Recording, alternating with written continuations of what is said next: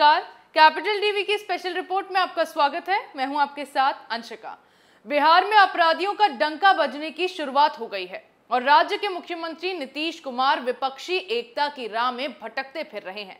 इस बार मोदी को हराने के जुनून में नीतीश कुमार ने अपना सुशासन और अपने उसूलों को भी ताक पर रख दिया है और बिहार में कानून की कुंडली बदल डाली है।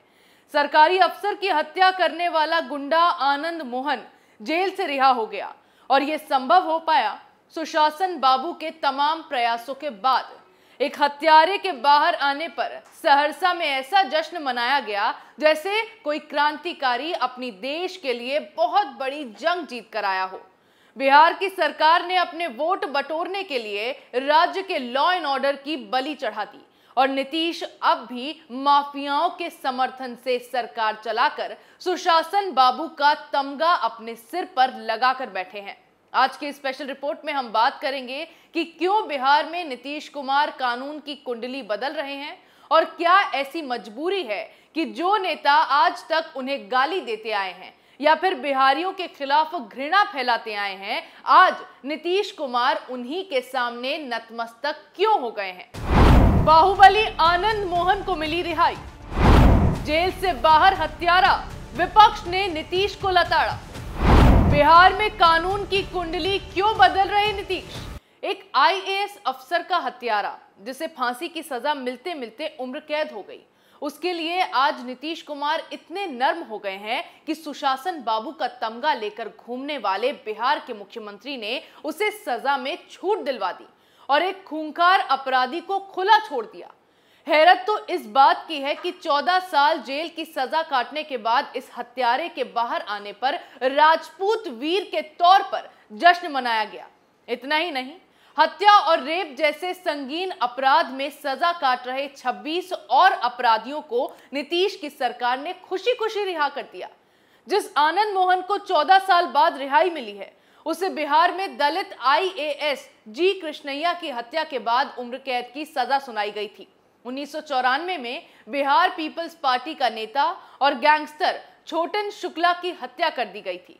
उसकी शव यात्रा में हजारों की भीड़ जमा हुई जिसकी अगुवाई आनंद मोहन कर रहा था। इसी दौरान भीड़ पर काबू पाने निकले गोपालगंज के तत्कालीन डीएम जी कृष्णैया को आनंद मोहन ने उनकी गाड़ी से निकाला और भीड़ के हाथों सौंप दिया। सरेआम उन पर पत्थर बरसाए गए और उन्हें गोली मार दी गई। आईएएस कृष्णैया को छोटन शुक्ला के जनाजे में चींटी की तरह पीस दिया गया। बेतहाशा भीड़ में किसी ने छोटन के शार्प शूटर भाई बुटकुन को गोली चलाने को कहा। उकसाने वाला ये शख्स आनंद मोहन निकला, जिसे बाद में अफसर की हत्या के आरोप में फांसी की सजा सुनाई गई।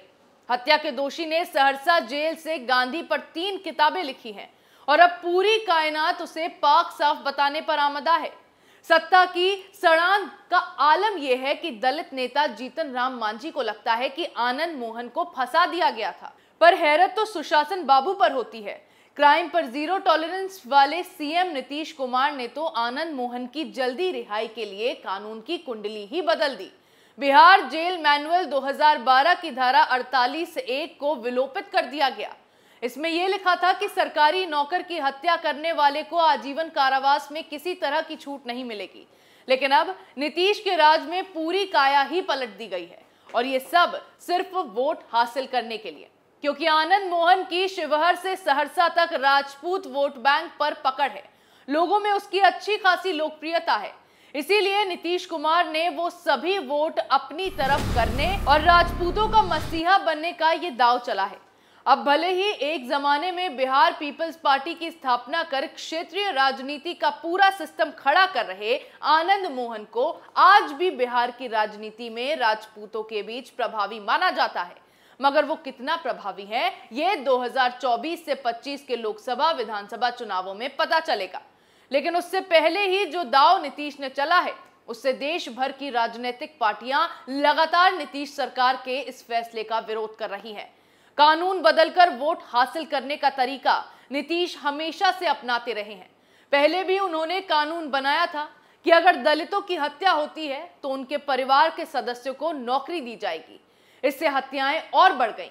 शराबबंदी कानून इसीलिए बना कि आधी आबादी बिना जात पात देखे उनको वोट करे, लेकिन उसके बाद जहरीली शराब का कारोबार तेजी से बढ़ गया और उसे पीकर लोगों की मौत का आंकड़ा भी बढ़ने लगा। शराबबंदी तो नीतीश कुमार ने लागू कर दी, लेकिन जहरीली शराब के कारोबार पर वो अब भी लगाम नहीं लगा पाए। ये वही नीतीश हैं जिन्होंने एक वक्त पर बाहुबलियों और गुंडों के साथ सरकार चलाना मुनासिब नहीं समझा था। एक समय में नीतीश ने वोटिंग से पहले इस्तीफा इसीलिए दिया क्योंकि उन्हें अपराधियों के समर्थन से सरकार नहीं चलानी थी। यही नीतीश कुमार थे जिन्होंने हमेशा लालू के शासन में बढ़ते जंगल राज के खिलाफ आवाज उठाई और आज सत्ता की लालसा में नीतीश कुमार ऐसा पलटे कि उसी जंगल राज को आगे बढ़ाने के लिए उन्होंने आरजेडी के साथ हाथ मिला लिया और बिहार में मुख्यमंत्री बने रहने के लिए महागठबंधन के साथ सरकार चला रहे हैं। 2 बार की कुट्टी के बाद नीतीश आज तेजस्वी के सहारे सियासत कर रहे हैं, तो जातीय समीकरण भी देखना है। कभी अनंत सिंह के गले लगने वाले नीतीश अब इतने बदल गए हैं कि सत्ता के लिए संस्कारों को स्वाहा करना सबसे आसान लगने लगा है। बीजेपी से अलग होकर नीतीश ने हर मामले में यू टर्न मारा है। भले ही ये हैरान करने जैसा है, लेकिन सियासत की सच्चाई से मुंह तो नहीं मोड़ा जा सकता है। बीजेपी के साथ जब तक नीतीश थे, उन्हें बंदिशों में काम करना पड़ता था। अपराध के खिलाफ बीजेपी की जीरो टॉलरेंस पॉलिसी पर काम करना पड़ता था। लेकिन जैसे ही उन्होंने खुद को बीजेपी से अलग किया, वैसे ही बिहार की काया पलट गई और जनता ने नीतीश को अपने सीएम के रूप में चुनने का भुगतान करना शुरू कर दिया, क्योंकि इसी महागठबंधन की सरकार में अपराधियों का मनोबल बढ़ा, जिससे अपराध की घटनाएं बढ़ती चली गई। शराब माफियाओं के हौसले बुलंद हो गए। खनन माफियाओं की हिम्मत इतनी बढ़ गई कि वो सरेआम सरकारी अधिकारियों के साथ बदसलूकी करने लगे हैं।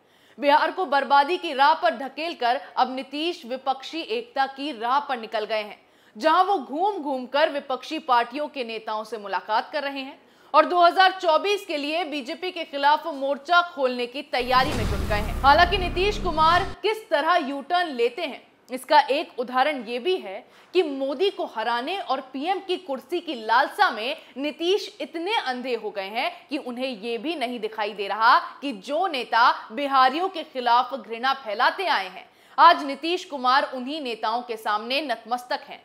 पश्चिम बंगाल के पूर्वी दिनाजपुर में जब एक नाबालिग लड़की का बलात्कार हुआ था और पुलिस उसके शव को घसीटती दिखाई दी थी, इसका वीडियो वायरल होने के बाद खूब विरोध हुआ, प्रदर्शन हुआ, पुलिस के साथ मारपीट की गई और ममता बनर्जी ने इसका सारा ठीकरा बिहारियों पर फोड़ते हुए यह कहना शुरू कर दिया कि बीजेपी ने माहौल खराब करने के लिए बिहार से गुंडे मंगवाए हैं। ऐसे ही रामनवमी पर हिंसा को लेकर ममता ने आरोप लगाया था कि भाजपा बिहार से गुंडों को लेकर आई और वो हावड़ा में घुस गए। क्या एक बार भी नीतीश कुमार या तेजस्वी यादव ने इस बयान पर आपत्ति जताई? ऐसे ही कई मौकों पर ममता बनर्जी ने माहौल खराब होने को लेकर बिहारियों को लेकर बयानबाजी की। इसके बावजूद नीतीश तेजस्वी कोलकाता जाकर ममता बनर्जी से मिलते हैं, उनसे मिन्नतें मांगते हैं कि वो विपक्षी गठबंधन में शामिल हो और बदले में बंगाल सीएम कहती हैं कि बिहार में बैठक बुलाइए सभी दलों की, फिर आगे देखेंगे। ऐसे में नीतीश बाबू के इस रवैये पर कई सवाल हैं कि क्या ममता बनर्जी बिहारियों को गुंडा बोलती रहेंगी और बिहारी अपमान का घूंट सिर्फ इसलिए पीता रहेगा क्योंकि नीतीश कुमार और तेजस्वी यादव ममता जैसे नेताओं के सामने नतमस्तक हैं? क्या विपक्षी एकता की कीमत बिहारियों का अपमान है? इसका मतलब साफ है कि ममता बनर्जी के बयान पर कोई आपत्ति ना जताने वाले बिहार के सत्ताधीश इन बातों से सहमत हैं। फिर तो उन्हें भी अब अपने राज्य की जनता को गुंडा बुलाना ही शुरू कर देना चाहिए। ऐसे ही कोरोना काल में इलाज के लिए आए बिहारियों को दिल्ली से भगाने वाले अरविंद केजरीवाल से भी नीतीश तेजस्वी मिलने पहुंच गए। वो अरविंद केजरीवाल जो बिहारियों का अपमान करते हुए ये कहते देखे गए हैं कि बिहारी 500 रुपए का टिकट कटाकर दिल्ली आते हैं और 5 लाख रुपए का इलाज मुफ्त में करा के चले जाते हैं। लेकिन ये सब भुलाकर नीतीश तेजस्वी केजरीवाल के सामने भी झुक गए, क्योंकि 2024 में अब नीतीश को पीएम की कुर्सी दिखाई दे रही है और तेजस्वी को बिहार में सीएम की गद्दी। दोनों मिलकर राज करने के सपने देख रहे हैं और इसमें उन्हें क्या गंवाना पड़ रहा है, इसकी कोई सूद किसी को नहीं है। वोट बैंक की राजनीति के लिए अपराधियों को छोड़ा जा रहा है। बिहारियों का अपमान करने वाले नेताओं से एकजुट होने की मिन्नतें की जा रही हैं। हालांकि ममता बनर्जी तो पहले भी विपक्षी एकता की मुहिम से पीछे हट चुकी हैं और आने वाले समय में ये पता चल जाएगा कि जो सपना नीतीश कुमार देख रहे हैं उसके कितने टुकड़े होंगे। लेकिन एक बात साफ है कि सुशासन की आड़ में कुशासन करने वाले नीतीश की एक एक हरकत का भुगतान जनता को ही करना पड़ रहा है। स्पेशल रिपोर्ट में मेरे साथ आज इतना ही। नए मुद्दे के साथ फिर पेश होंगे, तब तक के लिए देखते रहिए कैपिटल टीवी। नमस्कार।